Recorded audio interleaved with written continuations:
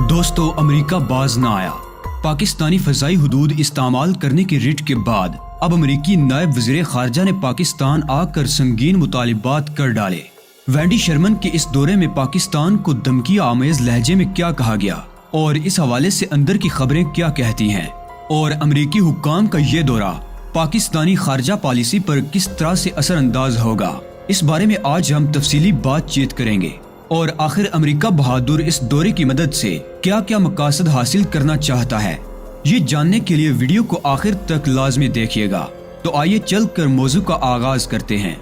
دوستو افغانستان میں ذلت آمیز شکست کے بعد سپر پاور نے یہ باور کرا دیا ہے کہ وہ پاکستان، جس نے افغان بحران کے پائیدار حل اور دہائیوں سے خطرے میں گرے خطے کے لیے اپنا سب کچھ داؤ پر لگا دیا تھا اور ایک طویل 1.5 لاکھ کو ٹیبل ٹاک میں بدلا، اب اسی پاکستان کے ساتھ وسیع البنیاد تعلقات کا قیام امریکہ کو نظر نہیں آ رہا۔ سوال یہ ہے کہ امریکہ کو جو دکھائی دے رہا ہے، کیا ہمیں یہ واضح اور دو ٹوک پیغام ہے؟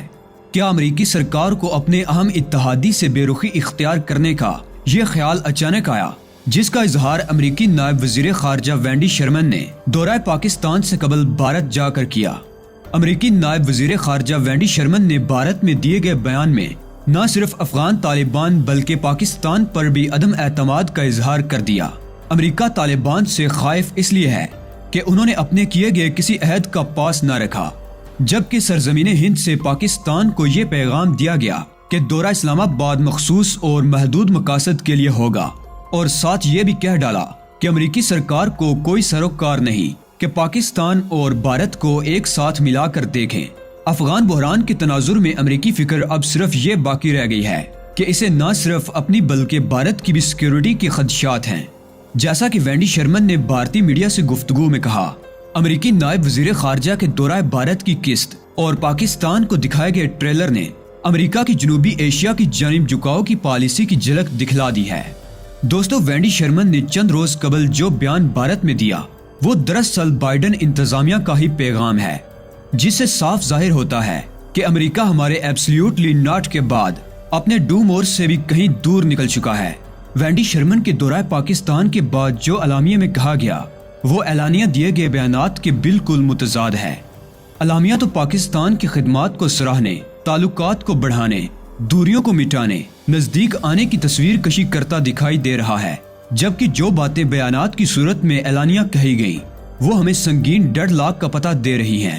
پاکستان کو اس صورتحال کی نہ صرف کڑی سے کڑی ملانے بلکہ اس پر کڑی نظر رکھنے کی بھی کڑی ضرورت ہے۔ امریکہ کا پاکستان کو دبے لفظوں میں افغانستان میں ہونے والی شکست کا ذمہ دار قرار دینا، جیسا ہم نے گزشتہ دنوں امریکی سینٹ میں پیش کیے گئے ایک بل کی صورت میں بھی دیکھا،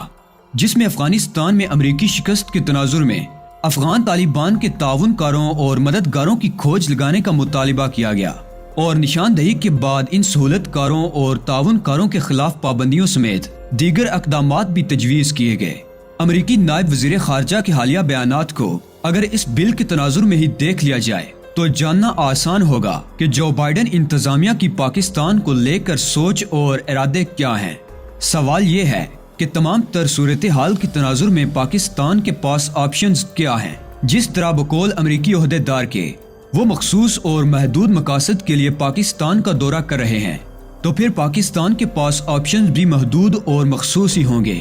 ناظرین گرامی، ماہرین کے مطابق امریکی حکام کے دورہ پاکستان کے بعد پاکستان کے پاس مخصوص اور محدود آپشنز تو بہرحال موجود ہی ہیں کہ اول تو امریکہ کو سفارتی دلائل سے قائل کیا جائے کہ اس خطے کو جسے وہ تاریخی شکست کے بعد تاریکی میں چھوڑ گیا، اس مسئلے کو مذاکرات کی میز پر ہی سلجھایا جا سکتا ہے، نہ کہ دو طرفہ تعلقات کو ساس بہو کے رشتے میں ڈال کر۔ دوسرا آپشن یہ ہے کہ کاؤنٹر نیریٹو یعنی جوابی بیانیہ اپنایا جائے اور ایک سوال نامہ امریکہ کو بھی تھما دیا جائے کہ آخر جو بائیڈن انتظامیہ کی پالیسی ہے کیا یہ محض دباؤ ڈالنے کی پالیسی ہے؟ اگر نہیں تو پھر امریکہ نے اپنے اہم اتحادی پر شک کی یہ نظر کیوں جما دی ہے؟ پاکستان اور امریکہ کے تعلقات جس قدر سرد میری کا شکار اب ہیں، اس سے پہلے کبھی نہ تھے۔ امریکہ کی پاکستان کو لے کر یہ ریورس انجینئرنگ کوئی نیا عمل نہیں۔ جو بائیڈن انتظامیہ سے پہلے ٹرمپ بھی پاکستان کو مختلف مراحل میں ڈمپ کر چکے ہیں، یعنی یہ امریکہ کی شخصی نہیں بلکہ ریاستی پالیسی ہے۔ پاکستان کو بھی بطور ریاست اپنے مفادات کو مد نظر رکھتے ہوئے سفارتی محاذ پر بڑی سوچ بچار کے ساتھ پیش قدمی کرنا ہوگی۔ امریکہ کے پیج پر آنے کے لیے ضروری نہیں کہ پاکستان کانٹوں کی سیج پر لیٹ جائے۔ مخصوص اور محدود آپشنز میں رہتے ہوئے بھی سپر پاور کو یہ باور کرایا جا سکتا ہے کہ خطے کے زمینی حقائق اب بھی پاکستان ہی کے مرہون منت ہیں۔ خطے کا اہم سٹیک ہولڈر بھارت نہیں بلکہ پاکستان ہے، جس نے 20 سال کی طویل جنگ کا مالی، جانی اور ہر لحاظ سے خمیازہ بھگتا اور آج بھی بھگت رہا ہے۔ امریکہ کو اس بات پر قائل کیا جانا چاہیے کہ اسے اپنی پالیسی پر نظر ثانی کرنا ہوگی، کیونکہ خطے کا امن اور پاکستان ایک دوسرے کے لیے لازم و ملزوم ہیں۔ اندر کی ایک خبر یہ بھی ہے کہ اس دورے میں امریکی حکام نے یہ مطالبہ کیا کہ پاکستان اسے اپنی فضائی حدود استعمال کرنے کی اجازت دے تاکہ امریکہ طالبان اور ایران پر نظر رکھ سکے، اور اگر پاکستان نے ایسا نہ کیا تو نتائج سنگین ہوں گے۔ اس دھمکی کے بعد وزیر اعظم پاکستان نے امریکہ کو فضائی حدود نہ دینے کا ٹھوس فیصلہ کیا ہے، تاہم اس کا آفیشلی اعلان ابھی باقی ہے۔ پیارے دوستو، یہاں ایک اور اہم امر بھی قابل ذکر ہے کہ پاکستان کو مالی طور پر کمزور کرنے کے لیے مختلف حربے بھی آزمائے جا رہے ہیں۔ چند روز قبل پاکستان اور IMF کے درمیان $1 ارب کے قرضے کی نئی قسط کے حصول کے لیے ورچوئل مذاکرات کا آغاز ہوا، جس میں پاکستان سے کہا گیا ہے کہ وہ انکم و سیلز ٹیکس اور ریگولیٹری ڈیوٹی کے حوالے سے آمدن بڑھانے کے مزید اقدامات کرے تاکہ سالانہ محصولات کا ہدف 58 کھرب روپے سے بڑھا کر 63 کھرب ہو جائے۔